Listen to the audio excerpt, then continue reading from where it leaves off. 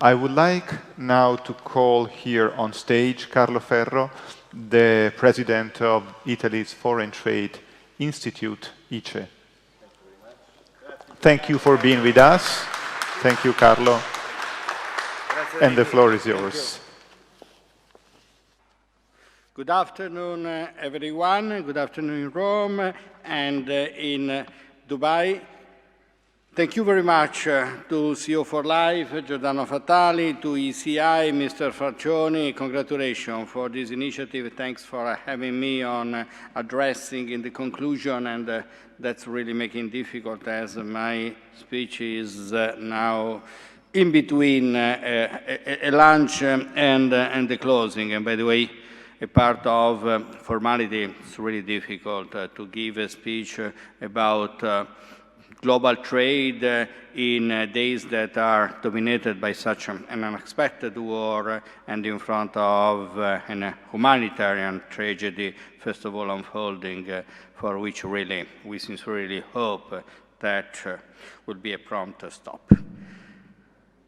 Business go on, so go to the subject, and I'll start with something I recently listed from an emeritus Italian physicist, comparing the sequence of economic phases to the state transition in physics. In ice, molecules are geometrically equal positions, are stable, and when the ice changes phase status into water, molecules start to flow everywhere, and their future position is less predictable. Well, I would say that similarly, we can look at the situation today of the global trade that has been able to quickly find a new order post-pandemic. I would say no change of status. Demand recovered fast. Tier 1 exporter reached a new record level, as Italy did with an increase of export in 2017 by 7.5%, not on 2020, but on the pre-COVID level of 2019. Some of the mega trends that were already unfolding before the pandemic have accelerated, like the digital and sustainability, and this is very much attached to the subject of your conference. But now we risk to face a state transition and to go to face a new, different scenario. However, it seems to me a little bit early to talk about a post-global, a different global, and no global. Nevertheless, we have to continue to focus on the new challenges that are addressing the enterprises and the Italian enterprises and the one in the Emirates, as we saw today, to look even more seriously to the change in the energy sources, both in terms of green technology within a reasonable timing and the source of material, and to rethink certain of the global supply chain to ensure continuity on a new post-global world. In this scenario, one point is already emerging, which is the need to accelerate innovation, to boost excellence and competitivity, as those are the key success factors in whatever scenario will unfold after the war. And I'm highly confident that Italy can run this journey from solid roots with strong muscles and new energies. The roots are the 5 centuries of innovation from Leonardo da Vinci, and to our friends in Dubai, I would hope that the Italian pavilion at Expo Dubai 2020 is and has been a showcase of a unique combination of territory, tradition, and innovation into product excellence. The strengths are the one of the industrial clusters, combining integrated value chains with large leader and a network of SMEs and young startups, which add specialized competencies and flexibility. And I'm really honored as a consequence of Expo Dubai 2020 that we had the opportunity to introduce 6 of the Italian clusters of His Excellency the Minister Abdullah bin Al-Mari and the UAE delegation, and I wanted to thank them again for our visit to Italy.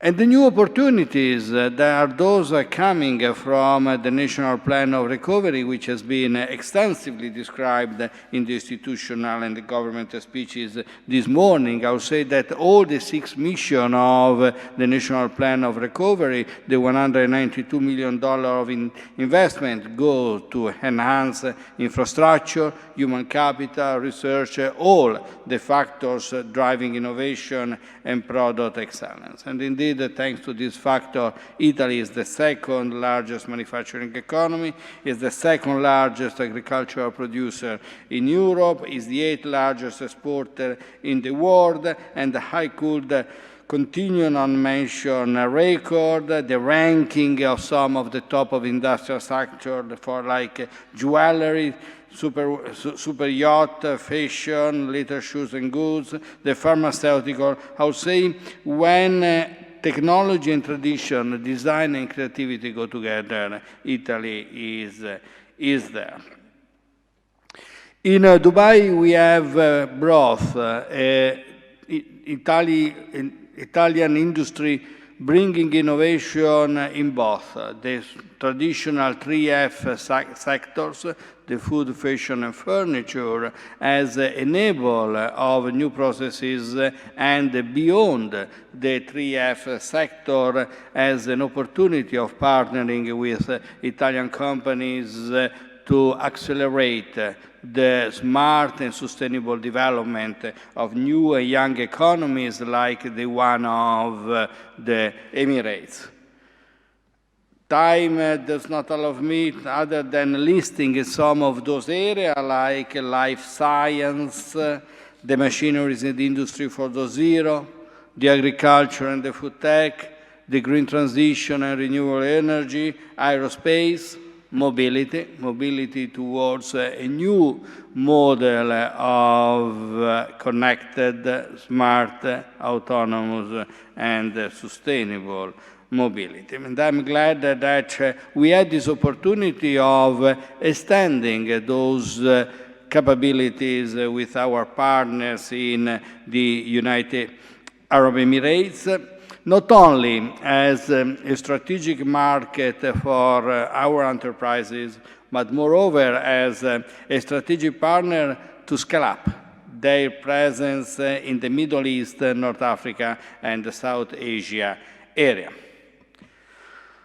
We are at the day before the conclusion of Expo Dubai 2020, so allow me to conclude with a consideration. First of all, congratulating the Emirates governments and the export organizer for the huge success of this edition, despite the challenges that the pandemic certainly brought into the event, and to thank the Emirates partner for such an open and effective cooperation. And my final wish follows an image. Those of you that had the opportunity of visiting the Italian Pavilion or to watch a picture see that the roof is made by 3 halos. And we have a common spirit of sailors in our 2 populations. So there are these 3 halos that I wish to see after Expo Dubai 2020 to sail in a world of peace, and to say towards innovation, improving people's life and business, further enhancing the relationships between our 2 countries. Thanks for the opportunity of addressing you, and congratulations again for the initiative. Thank you, Carlo.